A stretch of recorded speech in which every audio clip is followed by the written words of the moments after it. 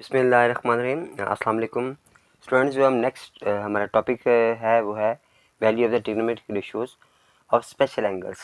कुछ ख़ास एंगल्स हैं, उनकी हमें वैल्यूज बताई गई हैं। पहले हम थोड़ा सा कॉन्सेप्ट में क्लियर करते हैं।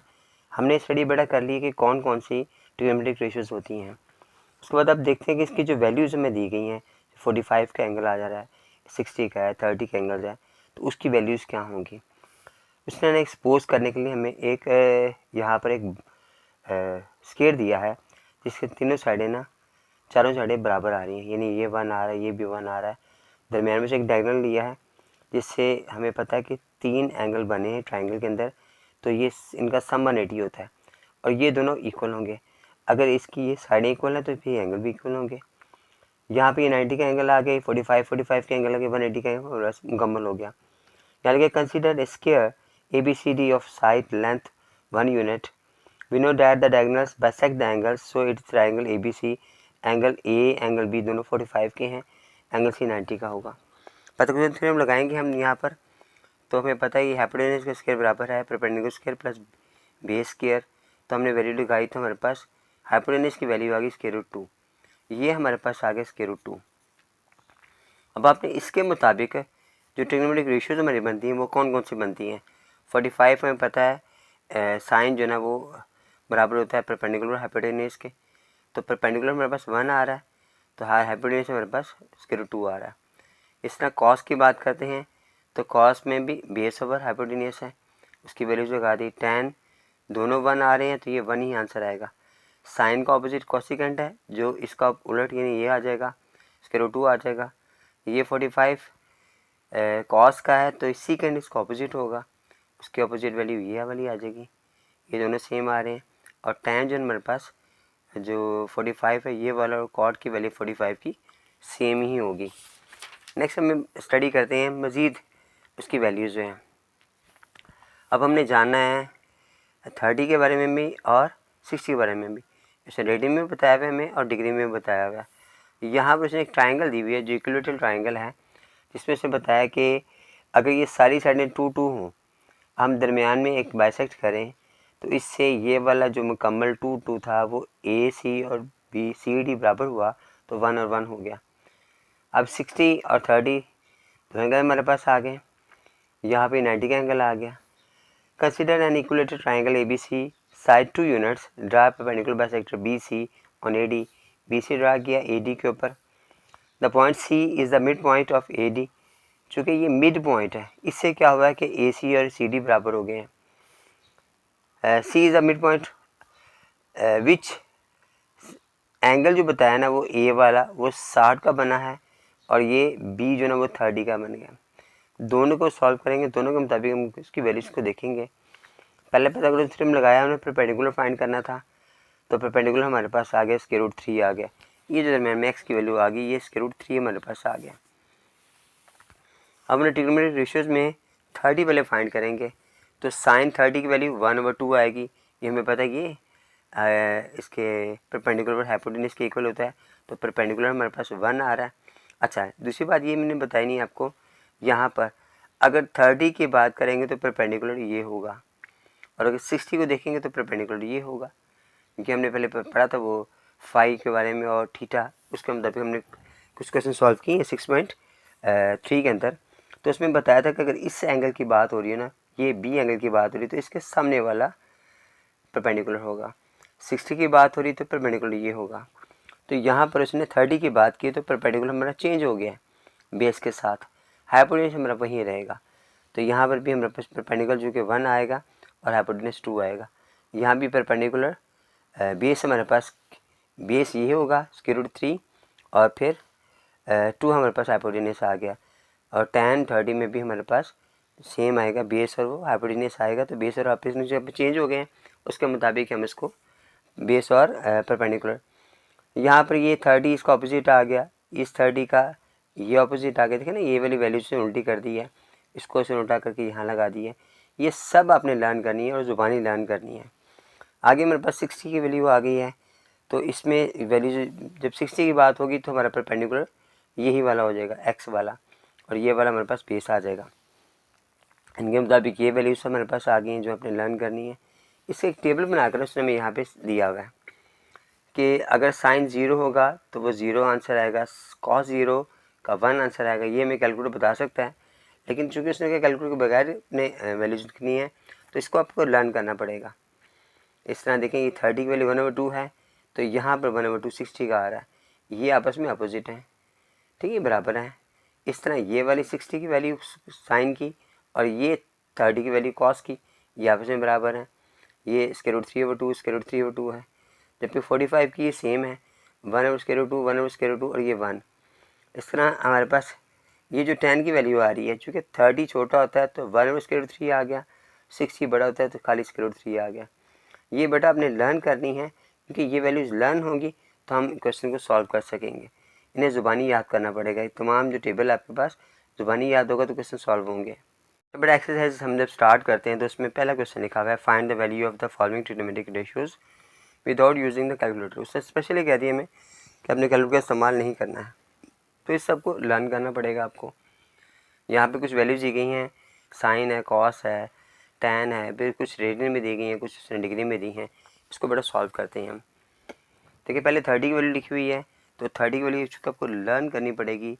ये पहले पता होना चाहिए कि साइन किसके बराबर होता है, तो साइन किसके बराबर होता है, वो होता है परपेंडिकुलर ऑफ हाइपोटेन्यूज के। और परपेंडिकुलर हमारे पास क्या आ रहा है, उसकी वैल्यू हमारे पास आ रही है 1/2। यहाँ डायरेक्ट लगा लें, ये नाम ही लगाएं तभी मेरा क्वेश्चन सॉल्व हो जाएगा। तो 1/2 इसका आंसर होगा। नेक्स्ट cos 30 आ रहा है, cos 30 हमारे पास इक्वल किसके होता है, बेस ओवर हाइपोटेन्यूज के। और ये हमारे पास आंसर क्या आएगा, cos 30 कहेगा √3/2। tan चूँकि मैं उसने रेडियन में दिया, पहले आप इसको चेंज करोगे, यहाँ पर 6 3 तो 30 का आ गया, 5 से 5 कैंसिल हो गया, तो 30 हमारे पास आएगा। तो 30 का क्या आएगा, आप इसको 30 नोट कर लो, tan 30 tan पूरा 30 लिखो ताकि आपको समझ आए क्वेश्चन की। उसके बाद tan 30 के मुताबिक जो हमारे पास आंसर आएगा ना, वो 1/√3 आ रहा है, ठीक है। ये हमारे पास क्या था, ये परपेंडिकुलर बेस था।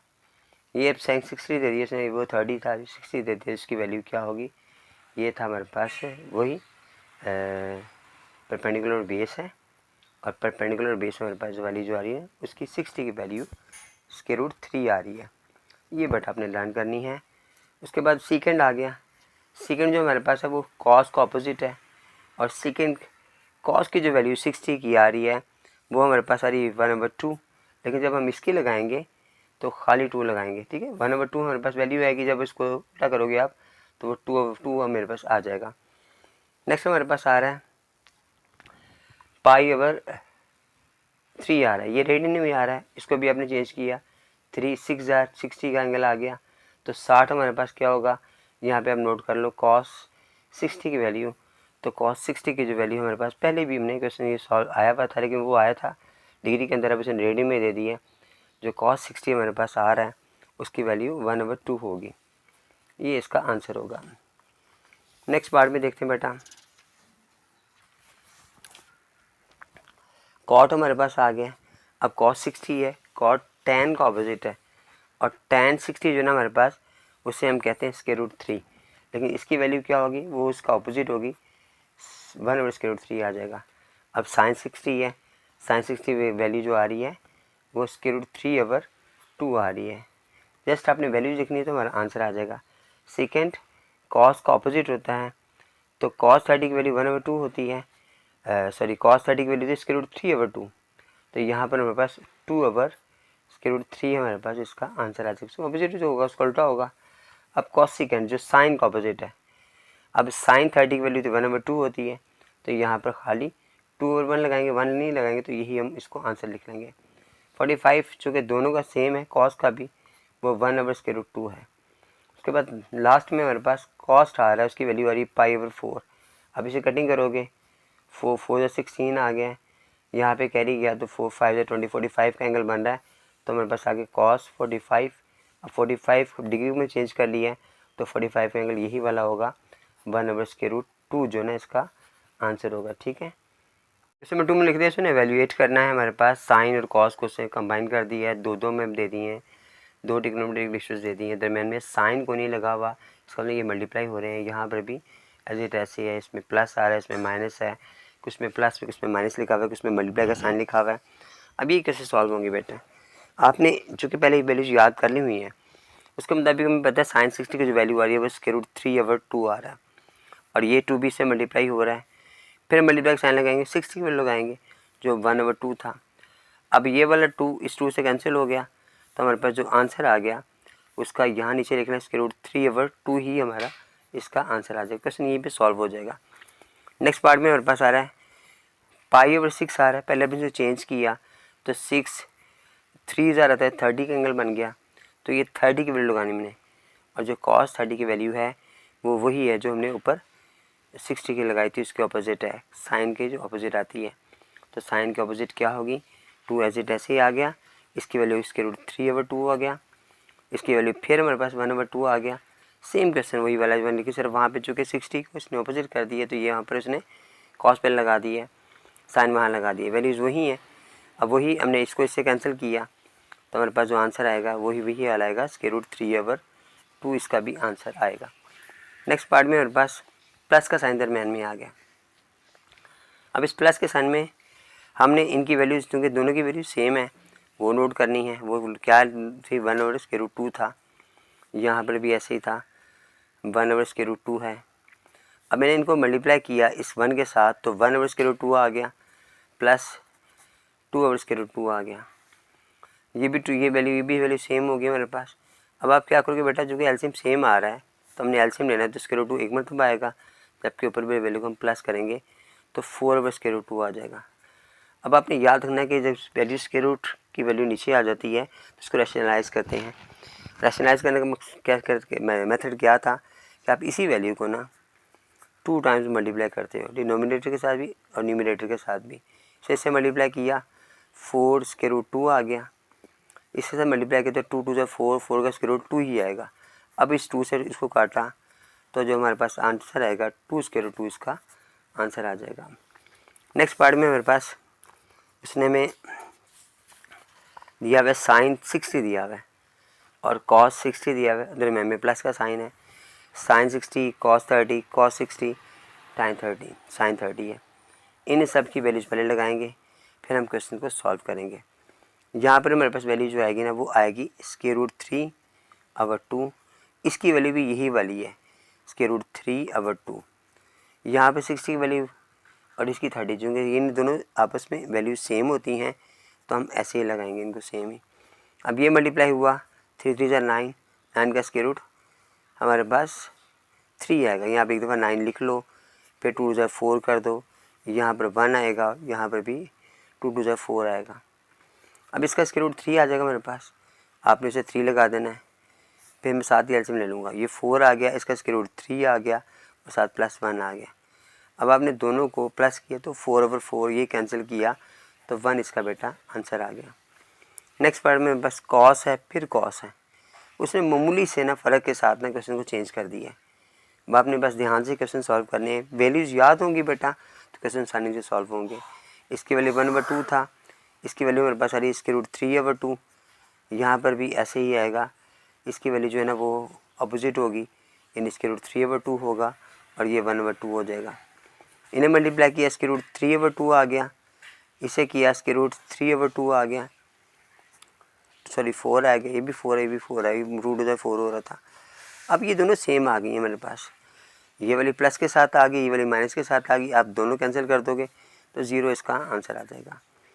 नेक्स्ट पार्ट में मेरे पास साइन 60 आ रहा है, इसकी वैल्यू साइन 60 की वैल्यू हमें याद होनी चाहिए कि वो क्या है, और उसके बाद उसकी दूसरी वैल्यू में पता होनी चाहिए cos 30 की वैल्यू क्या है। इसकी आगे √3/2, इसकी ऑपोजिट है इसके, ये भी √3/2 आ जाएगा मल्टीप्लाई के साइन के साथ। यहाँ पर 1/2 है, वो भी 1/2 है, दोनों 1/2 आएंगे मेरे पास। अब हमने ये मल्टीप्लाई किया, 9 आ गया, 9 का स्क्वायर रूट लिया मैंने और 2 2 4 आ गया, यहाँ 1/4 आ गया, ये स्क्वायर रूट लिया 3/4 माइनस 1/4। पहले यही क्वेश्चन सेम आया था हमारे पास, लेकिन उसके दरम्यान में प्लस का साइन था, अब दरम्यान में माइनस का साइन आ रहा है। दोबारा अपने एलसीएम लिया बेटा, 4 आ गया, 3 में से 1 माइनस किया 2 आ गया, 2/4 को कटिंग की हमने तो 1/2 बेटा इसका आंसर आ गया। अब इसके नेक्स्ट कुछ पार्ट्स अभी रहते हैं, वो सॉल्व करते हैं। अब cos 60 आ गया, इसकी वैल्यू 1/2 है, और cos 30 की वैल्यू इसके रूट 3/2 है। फिर प्लस का साइन, यहाँ पर भी एज इट ऐसे का इसके रूट 3/2 और फिर 1/2 आ गया। मल्टीप्लाई किया ने इसके रूट 3/4 प्लस इसके रूट 3/4। ये क्वेश्चन में पहले आया लेकिन वो साइन चेंज के साथ आया था, अब इसका साइन प्लस आ गया। इसके रूट 3 प्लस इसके रूट 3, दोनों को प्लस किया तो 2 इसके रूट 3/4 हमारे पास आ गया। इसे आप कटिंग करोगे तो इसके रूट 3/2 है, इसका आंसर होगा। लास्ट में इसका जो पार्ट है उसमें उसने वैल्यूज़ को रेडियन में दे दी है। अब रेडियन में चेंज करोगे तो ये 6 3 30 आ गया, ये भी 30 आ जाएगा। अब tan 30 है मेरे पास आ गया, और cot 30 मेरे पास आ गया, 7 + 1 आ गया। अब इनकी वैल्यूज़ हमें याद होनी चाहिए कि इसकी वैल्यूज़ 1/√3 है, जबकि इसकी √3 है, और ये +1 आ गया 7। इसको आपने इससे कैंसिल कर दिया तो हमारे पास 1 बच गया। 1 में अपने 1 को, ये वाला 1 को प्लस किया तो 2 इसका आंसर आ गया। क्वेश्चन 3 में लिखा बेटा साइन की वैल्यू दी है, रीडिंग इधर π/4, कॉस की भी ये दी है, इनके दोनों का जवाब 45 आता है, उसकी वैल्यू से बता दी है 1/2।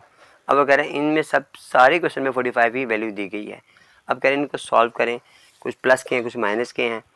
यहाँ पर देखिए बेटा 2 लगाया, साइन की वैल्यू 1/2 हमारे पास आ रही थी, 2 लगाया, फिर 1/2 आ गया, मल्टीप्लाई किया हमने तो 2/2 आ गया, 2/2 आ गया। अब चूँकि साइन इनका हमारे पास प्लस और माइनस का आ रहा है, दोनों कैंसिल हो गए, 0 आंसर आ गया। पार्ट 2 के अंदर बेटा उसने ना हमारे पास वैल्यू 45 ही चल रही है, बस शुरू की वैल्यू चेंज कर दी है। यहाँ पर भी इसके √2 की वैल्यू आ जाएगी, यहाँ पर भी हमारे पास के √2 ही आ जाएगा, दोनों की सेम वैल्यूज आ रही हैं। मल्टीप्लाई किया 3/√2 आ गया, और यहाँ पर 4/√2 आ गया।